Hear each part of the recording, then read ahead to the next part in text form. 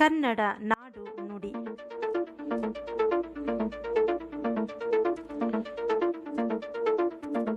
ಒಂಬತ್ತನೇ ತರಗತಿಯ ಪದ್ಯಪಾಠ. ಪ್ರಥಮ ಭಾಷೆ ಕನ್ನಡ.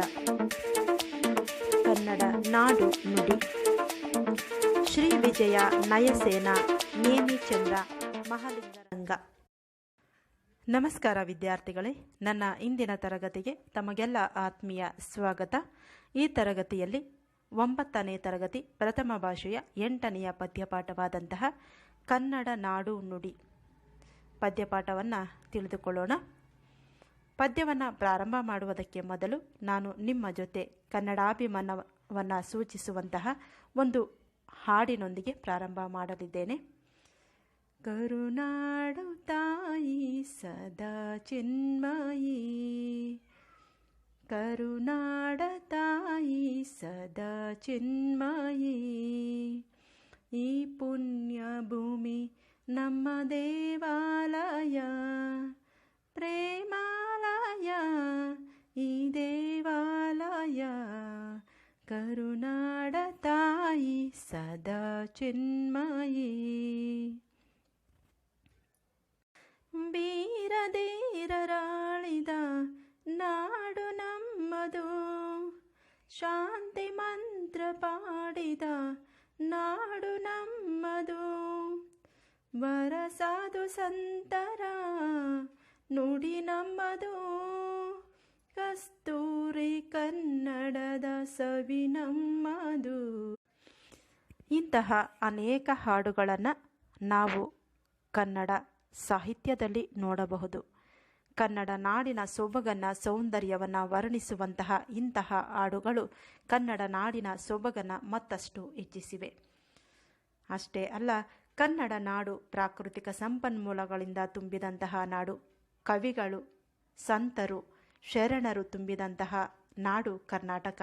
ಇನ್ನು ಪದ್ಯಕ್ಕೆ ಬೇಕಾದಂತಹ ಪ್ರವೇಶವನ್ನು ನೋಡೋಣ. ಕನ್ನಡ ನಾಡು ನುಡಿಯ ವೈಶಿಷ್ಟ್ಯ ಕುರಿತು ಪ್ರಾಚೀನ ಕಾಲದಿಂದಲೂ ಕೂಡ ಕವಿ ಪರಂಪರೆ ಮನಸಾರ ಬಣ್ಣಿಸುತ್ತಾ ಬಂದಿದೆ. ಕನ್ನಡ ಸಂಸ್ಕೃತಿ ಸೊಬಗು, ವೈಭವ, ಸೌಂದರ್ಯ ಅಪೂರ್ವ ಹಾಗೂ ಅವಿಸ್ಮರಣೀಯ. ಕನ್ನಡಿಗರ ಜಾಣ್ಮೆ, ಭೌಗೋಳಿಕ ಹರವು, ಕವಿ ಕಾವ್ಯ ಸೌಂದರ್ಯದಿಂದ ಅದರ ಮಹತ್ವ ಇನ್ನೂ ಹೆಚ್ಚಾಗಿದೆ.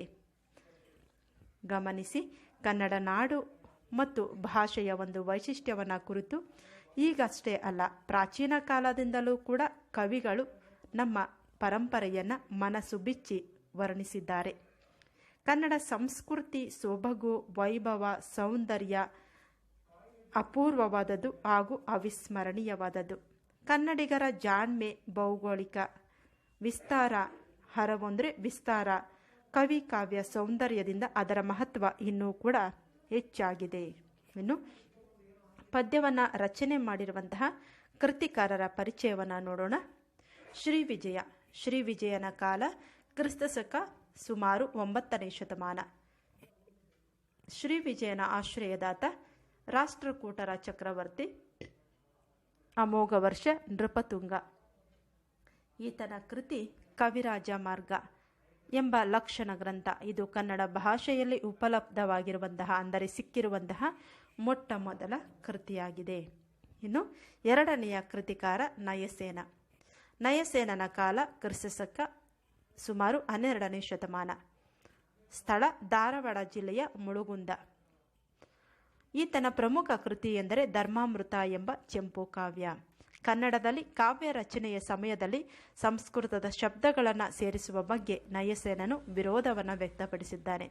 ಕಾವ್ಯ ರಚಿಸುವುದಾದರೆ ಕನ್ನಡದಲ್ಲಿ ರಚಿಸಬೇಕು, ಇಲ್ಲವೇ ಸಂಸ್ಕೃತದಲ್ಲಿ ರಚಿಸಬೇಕು. ಇವೆರಡನ್ನು ಬೆರೆಸಿ ಕಾವ್ಯ ರಚನೆ ಮಾಡಿದರೆ ಅದು ಎಣ್ಣೆ ತುಪ್ಪಗಳ ಮಿಶ್ರಣದಂತೆ ಆಸ್ವಾದ ಆಗುತ್ತದೆ ಎಂಬುದಾಗಿ ಈತನು ಅಭಿಪ್ರಾಯವನ್ನು ಪಡುತ್ತಾನೆ.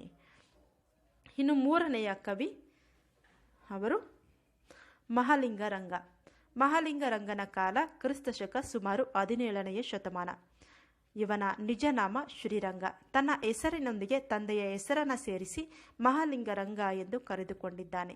ಈತನ ಆರಾಧ್ಯ ದೈವ ಶ್ರೀಶೈಲ ಮಲ್ಲಿಕಾರ್ಜುನ. ಈತನ ಪ್ರಮುಖ ಕೃತಿ ಅನುಭವಾಮೃತ. ಇದು ಕನ್ನಡದಿಂದ ಸಂಸ್ಕೃತಕ್ಕೆ ಅನುವಾದಗೊಂಡಂತಹ ಕೃತಿ ಎಂಬುದು ಇನ್ನೊಂದು ವಿಶೇಷ. ನಂತರದ ಕೃತಿಕಾರ ಆಂಡಯ್ಯ. ಆಂಡಯ್ಯನ ಕಾಲ ಕ್ರಿಸ್ತಶಕ ಸುಮಾರು 13ನೇ ಶತಮಾನ. ಇವನ ಆಶ್ರಯದಾತ ಕದಂಬರ ದೊರೆ ಕಾಮದೇವ. ಇನ್ನು ಇವರ ಪ್ರಮುಖ ಕೃತಿಗಳು ಎಂದರೆ ಕಬ್ಬಿಗರ ಕಾವ್ಯ ಅಥವಾ ಕಬ್ಬಿಗರ ಕಾವ್ಯ ಎಂಬ ಚಂಪು ಕಾವ್ಯ. ಕನ್ನಡ ಸಾಹಿತ್ಯದಲ್ಲಿ ಕಬ್ಬಿಗರ ಕಾವ್ಯವನ್ನು ಒಂದು ವಿಶಿಷ್ಟ ಕೃತಿ. ಸಂಸ್ಕೃತ ಸಹಾಯವನ್ನು ಪಡೆಯದೆ ಕೇವಲ ತದ್ಭವ ಪದಗಳನ್ನು, ದೇಶಿ ನುಡಿಗಳನ್ನು ಬಳಸಿಕೊಂಡು ಈ ಕೃತಿಯನ್ನು ಕಟ್ಟಲಾಗಿದೆ. ಇನ್ನು ಕನ್ನಡ ನಾಡು ನುಡಿ ಪದ್ಯದಲ್ಲಿ ಇರುವಂತಹ ಪದ್ಯಗಳನ್ನು BM ಶ್ರೀ ಅವರು ಸಂಪಾದಿಸಿರುವಂತಹ ಕನ್ನಡ ಬಾವುಟ ಕೃತಿಯಿಂದ ಆಯ್ಕೆಯನ್ನು ಮಾಡಿಕೊಳ್ಳಲಾಗಿದೆ. ಇನ್ನು ಪದ್ಯದಲ್ಲಿ ಬಂದಿರುವಂತಹ ಪದಗಳನ್ನು, ಹೊಸ ಪದಗಳನ್ನು ಗಮನಿಸಿ.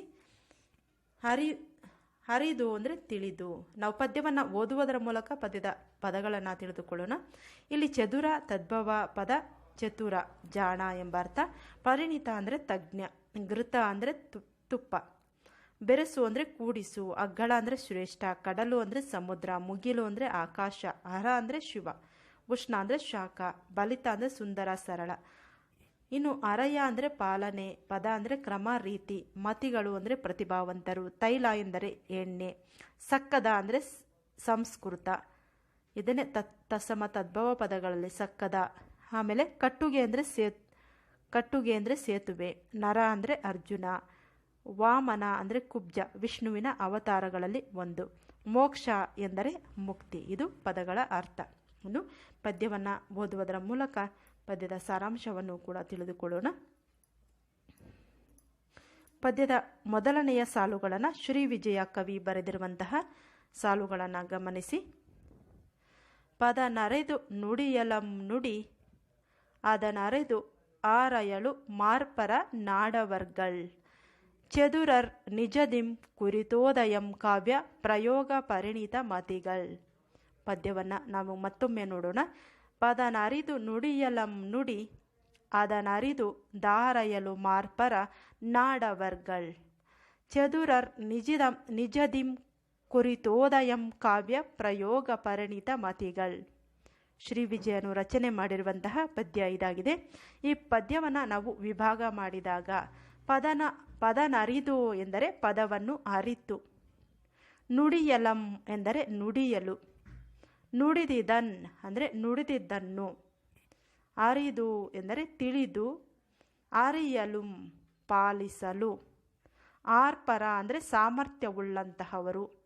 ಆ ನಾಡವರ್ಗಳ್ ಅಂದರೆ ಆ ಜನಸಾಮಾನ್ಯರು, ಆ ನಾಡಿನ ಜನಸಾಮಾನ್ಯರು, ನಾಡ ಜನರು. ಚದುರರ್ ಎಂದರೆ ಚತುರರು. ನಿಜದಿಂ ಅಂದರೆ ನಿಜವಾಗಿ, ಕುರಿತು, ಉದ್ದೇಶವನ್ನು ಇಟ್ಟುಕೊಂಡು. ಓದದಯಂ ಎಂದರೆ ಓದದಿದ್ದರೂ, ವಿದ್ಯಾಭ್ಯಾಸ ಮಾಡದೇ ಇದ್ದರೂ ಕೂಡ, ಓದದೇ ಇದ್ದರೂ ಕೂಡ, ವಿದ್ಯಾವಂತರು ಆಗದೇ ಇದ್ದರೂ ಕೂಡ.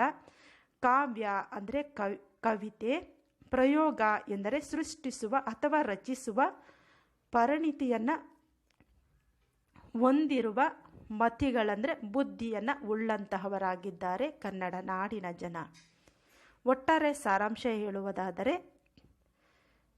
ಶ್ರೀ ವಿಜಯನು ಕನ್ನಡ ನಾಡಿನ ಜನರು ಪದದ ಅರ್ಥವನ್ನು ಅರಿತು ಮಾತನಾಡುವಂತಹ ಸಾಮರ್ಥ್ಯವುಳ್ಳವರಾಗಿದ್ದಾರೆ. ಹಾಗೆಯೇ ತಾವು ಆಡುವ ಮಾತನ್ನು ಅರ್ಥ ಮಾಡಿಕೊಂಡು ನಡೆಯುವವರಾಗಿದ್ದರು. ಆ ಸಾಮಾನ್ಯ ಜನರು ನಿಜವಾಗಿಯೂ ಚತುರರು, ಬುದ್ಧಿವಂತರು. ಅವರು ವಿದ್ಯಾಭ್ಯಾಸವನ್ನು ಪಡೆಯದೇ ಇದ್ದರೂ ಕೂಡ, ವಿದ್ಯೆಯನ್ನು ಪಡೆಯದೇ ಇದ್ದರೂ ಕೂಡ ಕಾವ್ಯವನ್ನು ರಚನೆ ಮಾಡುವಷ್ಟು ಪರಿಣಿತಿಯನ್ನು ಹೊಂದಿದ, ಬುದ್ಧಿಯನ್ನು ಉಳ್ಳಂತಹವರು ಆಗಿದ್ದಾರೆ ಕನ್ನಡಿಗರು. ಕನ್ನಡಿಗರ ಗುಣ ವಿಶೇಷತೆಯನ್ನು ಈ ಕಾವ್ಯ ವರ್ಣಿಸುತ್ತದೆ. ಇದಾಗಿದೆ ಶ್ರೀ ವಿಜಯನು ರಚನೆ ಮಾಡಿರುವಂತಹ ಪದ್ಯವನ್ನು ಮತ್ತೊಮ್ಮೆ ಓದುತ್ತೇನೆ. ಪದನರಿದು ನುಡಿಯಲಂ ನುಡಿ ಅದನರಿದು ಆರೆಯಳು ಮಾರ್ಪರ ನಾಡವರ್ಗಳ್ ಚದುರರ್ ನಿಜದಿಂ ಕುರಿತೋದಯಂ ಕಾವ್ಯ ಪ್ರಯೋಗ ಪರಿಣಿತ ಮತಿಗಳ್. ನಂತರದ ಪದ್ಯವನ್ನು ನೋಡೋಣ. ರಚನೆ ಮಾಡಿರುವಂತಹ ಕೃತಿಕಾರ ನಯಸೇನ.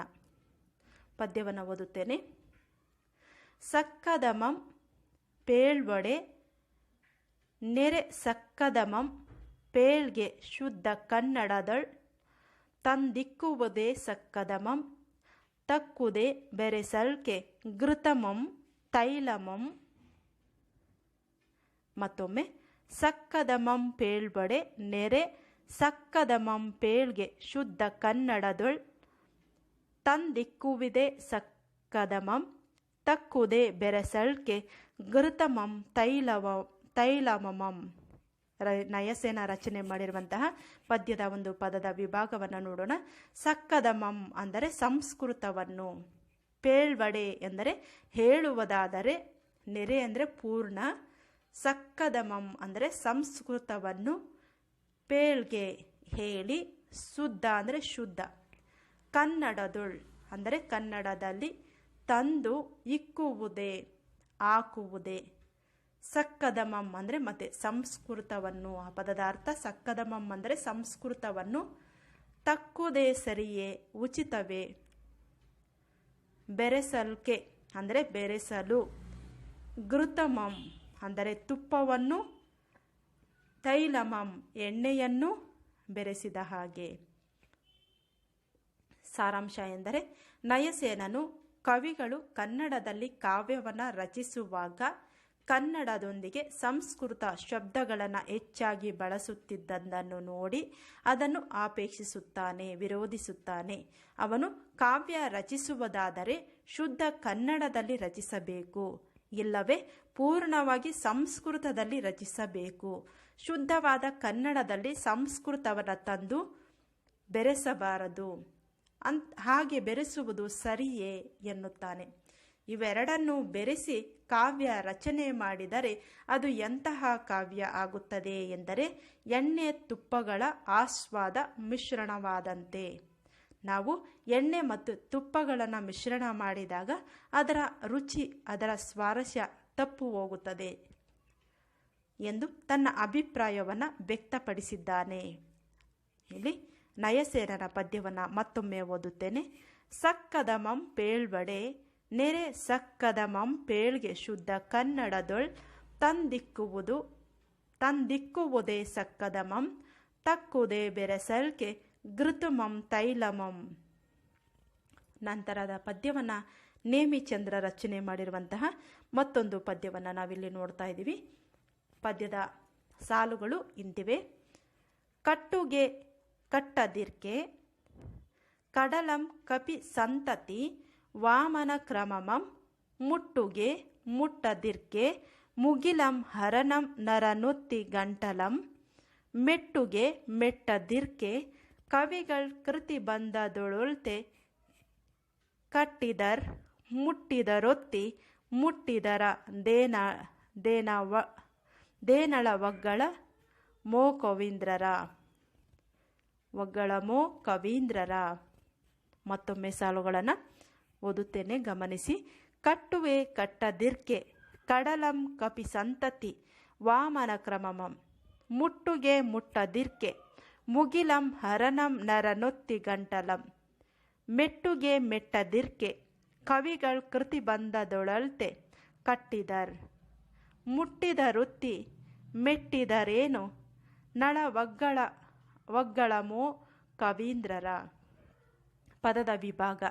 ಕಟ್ಟುಗೆ ಎಂದರೆ ಕಟ್ಟಲಿ, ಕಟ್ಟದಿರ್ಕೆ ಅಂದರೆ ಕಟ್ಟದೇನೆ ಇರಲಿ, ಕಡಲಂ ಅಂದರೆ ಸಮುದ್ರವನ್ನು, ಕಪಿ ಸಂತತಿ ಎಂದರೆ ವಾನರ ಸೈನ್ಯವು, ವಾಮನ ಕ್ರಮವಂ ಅಂದರೆ ವಾಮನ ಅವತಾರದಲ್ಲಿ, ಮುಟ್ಟುಗೆ ಮುಟ್ಟಲಿ, ಮುಟ್ಟದಿರ್ಕೆ ಎಂದರೆ ಮುಟ್ಟದೆ ಇರಲಿ, ಮುಗಿಲಂ ಅಂದರೆ ಆಕಾಶವನ್ನು, ಹರನನ್ನು, ನರನೊತ್ತಿ ಅರ್ಜುನನು ಒತ್ತಿ, ಗಂಟಲಂ ಅಂದರೆ ಗಂಟಲನ್ನು, ಮೆಟ್ಟುಗೆ ಅಂದರೆ ಮೆಟ್ಟಲಿ, ಮೆಟ್ಟದಿರ್ಕೆ ಅಂದರೆ ಮೆಟ್ಟದೆ ಇರಲಿ, ಕವಿಗಳ್ ಅಂದರೆ ಕವಿಗಳು, ಕೃತಿ ಬಂದದಳು ಅಂದರೆ ಕಾವ್ಯದಳು, ಅಳ್ತೆ ಅಂದರೆ ಅಲ್ಲವೇ, ಕಟ್ಟಿದರು, ಮುಟ್ಟಿದರು, ಒತ್ತಿ ಮೆಟ್ಟಿದರು, ಅದೇನು ಅವರ ಅಗ್ಗಳಮೋ ಸಾಮರ್ಥ್ಯವೋ ಹಿರಿಮೆಯೋ ಕವೀಂದ್ರರ ಅಂದರೆ ಕವೀಂದ್ರರು. ಸಾರಾಂಶ ಎಂದರೆ ನೇಮಿಚಂದ್ರನು ಕವಿಗಳ ಕಾವ್ಯಶಕ್ತಿಯನ್ನು ಕುರಿತು ಮೆಚ್ಚುಗೆಯ ಮಾತುಗಳನ್ನು ಹೇಳುತ್ತಾ ರಾಮಾಯಣದಲ್ಲಿ ವಾನರ ಸೈನ್ಯವು ಸಮುದ್ರಕ್ಕೆ ಸೇತುವೆಯನ್ನು ಕಟ್ಟದೆ ಇರಲಿ, ವಾಮನ ಅವತಾರದಲ್ಲಿ ವಾಮನನು ಆಕಾಶವನ್ನು ತನ್ನ ಕಾಲಿನಿಂದ ಮುಟ್ಟದೆ ಇರಲಿ, ಮಹಾಭಾರತದಲ್ಲಿ ಅರ್ಜುನನು ಶಿವನ ಗಂಟಲನ್ನು ಒತ್ತಿ ಮೆಟ್ಟದೇ ಇರಲಿ, ಆದರೆ ಕವಿಗಳು ತಮ್ಮ ಕೃತಿಗಳಲ್ಲಿ ವಾನರ ಸೈನ್ಯದಿಂದ ಸಮುದ್ರಕ್ಕೆ ಸೇತುವೆಯನ್ನು ಕಟ್ಟಿದರು, ವಾಮನನ ಕಾಲಿನಿಂದ ಆಕಾಶವನ್ನು ಮುಟ್ಟಿದರು, ಅರ್ಜುನನ ಕಾಲಿನಿಂದ ಶಿವನ ಗಂಟಲನ್ನು ಒತ್ತಿ ಮೆಟ್ಟಿದರು. ಇದು ಕವಿಗಳ ಸಾಮರ್ಥ್ಯ ಎಂದು ಹೇಳಿದ್ದಾನೆ. ಇನ್ನು ಮತ್ತೊಂದು ಪದ್ಯವನ್ನು ನೋಡೋಣ. ಅದು ಮಹಾಲಿಂಗರಂಗ ರಚನೆ ಮಾಡಿರುವಂತಹ ಪದ್ಯ. ಸಾಲುಗಳು ಹೀಗಿವೆ.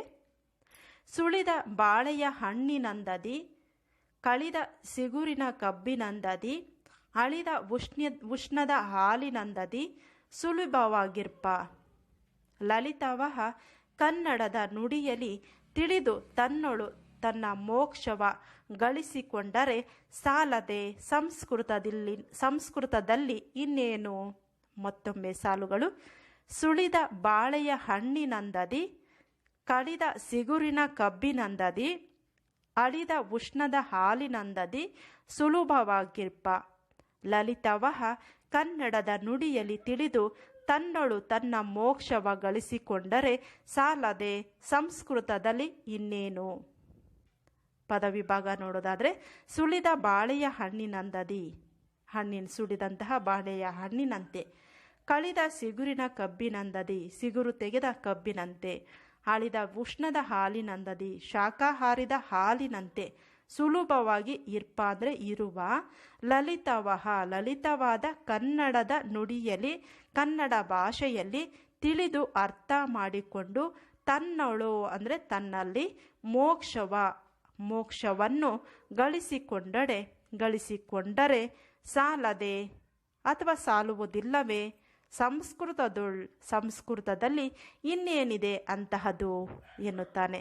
ಸಾಲುಗಳ ಸಾರಾಂಶ ಎಂದರೆ, ಮಹಾಲಿಂಗರಂಗನು ಕನ್ನಡ ಭಾಷೆಯ ಸರಳತೆ, ಮಧುರತೆ, ಶಕ್ತಿಯ ಬಗ್ಗೆ ವರ್ಣಿಸುತ್ತಾ ಸುಲಿದ ಬಾಳೆಯ ಹಣ್ಣಿನಂತೆ, ಸಿಗುರು ತೆಗೆದ ಕಬ್ಬಿನಂತೆ, ಶಾಖಾಹಾರಿ ತಣ್ಣಗಾದ ಹಾಲಿನಂತೆ ಸುಲಭವಾಗಿರುವುದು ಕನ್ನಡ ಭಾಷೆ. ಸುಲಲಿತವಾಗಿರುವ ಕನ್ನಡ ಭಾಷೆಯನ್ನು ಅರಿತು ಮೋಕ್ಷವನ್ನು ಗಳಿಸಿಕೊಂಡರೆ ಸಾಲದೆ ಸಂಸ್ಕೃತ ಭಾಷೆಯಲ್ಲಿ ಅಂತಹದು ಏನಿದೆ ಎಂದು ಪ್ರಶ್ನಿಸುತ್ತಾನೆ.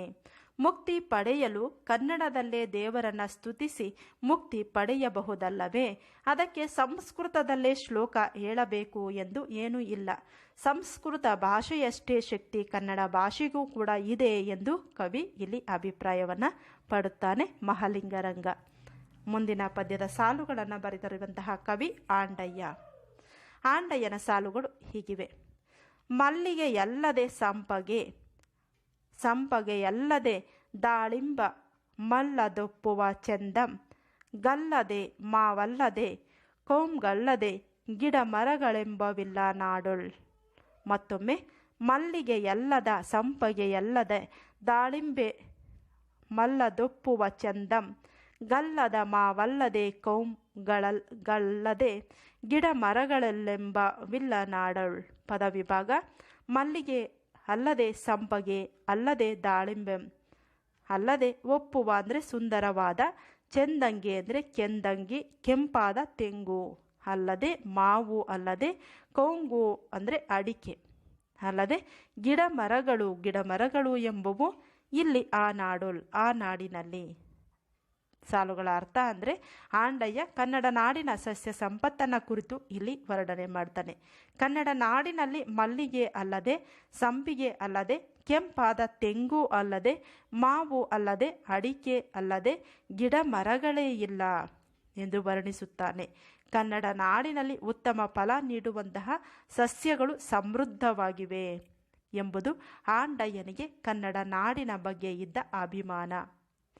ಅಂದಿನ ಕನ್ನಡ ನಾಡಿನ ಸಮೃದ್ಧಿಯನ್ನು ಹಾಗೂ ಸಸ್ಯ ಸಂಪತ್ತನ್ನು ಕುರಿತು ಅವನು ತನ್ನ ಸಾಲುಗಳಲ್ಲಿ ಹೀಗೆ ಬರೆದುಕೊಂಡಿದ್ದಾನೆ. ಇನ್ನು ನಾವು ಪದ್ಯದ ಒಂದು ಆಶಯವನ್ನು ನೋಡೋದಾದರೆ, ನಮ್ಮ ಕನ್ನಡ ನಾಡು ನುಡಿಯ ವಿಶಿಷ್ಟತೆಯನ್ನು ನಮ್ಮ ನಾಡಿನ ಕವಿಗಳು ಮನಸಾರೆ ಹೊಗಳಿದ್ದಾರೆ. ಅವರ ಭಾಷಾ ಕಾಳಜಿಯನ್ನು ಅವರ ಕಾವ್ಯಗಳಲ್ಲಿ ಕಾಣಬಹುದು. ಶ್ರೀ ವಿಜಯನು ನಮ್ಮ ಕನ್ನಡದ ಜನಪದರು ಅಕ್ಷರಸ್ಥರಲ್ಲದೇ ಇದ್ದರೂ ಕೂಡ ಕಾವ್ಯ ಪ್ರಯೋಗವನ್ನು ಮಾಡತಕ್ಕಂತಹ ಪರಿಣಿತರಾಗಿದ್ದರು ಎನ್ನುತ್ತಾರೆ. ನಯಸೇನನು ನಮ್ಮ ಕನ್ನಡವನ್ನು ಕೆಲವು ಪಂಡಿತರಿಂದ ಸಂಸ್ಕೃತಮಯವಾಗುವುದನ್ನು ಸಹಿಸದೆ ಶುದ್ಧ ಕನ್ನಡವೇ ಇರಬೇಕೆಂದು ಬಯಸುತ್ತಾನೆ. ನೇಮಿಚಂದ್ರನು ಕನ್ನಡ ಕವಿಗಳ ಶ್ರೇಷ್ಠ ಕಾವ್ಯ ರಚನೆ ಬಗ್ಗೆ ಹೊಗಳಿದರೆ, ಮಹಾಲಿಂಗರಂಗನು ನಮ್ಮ ಕನ್ನಡವು ಹೇಗೆ ಸರಳ ಸುಂದರ ಎಂಬುದನ್ನು ಹಲವು ಉಪಮೆಗಳೊಂದಿಗೆ ಹೊಗಳಿ ಸಂಸ್ಕೃತಕ್ಕಿಂತ ಯಾವುದರಲ್ಲೂ ಕಡಿಮೆ ಇಲ್ಲ ನಮ್ಮ ಕನ್ನಡ ಎನ್ನುತ್ತಾನೆ.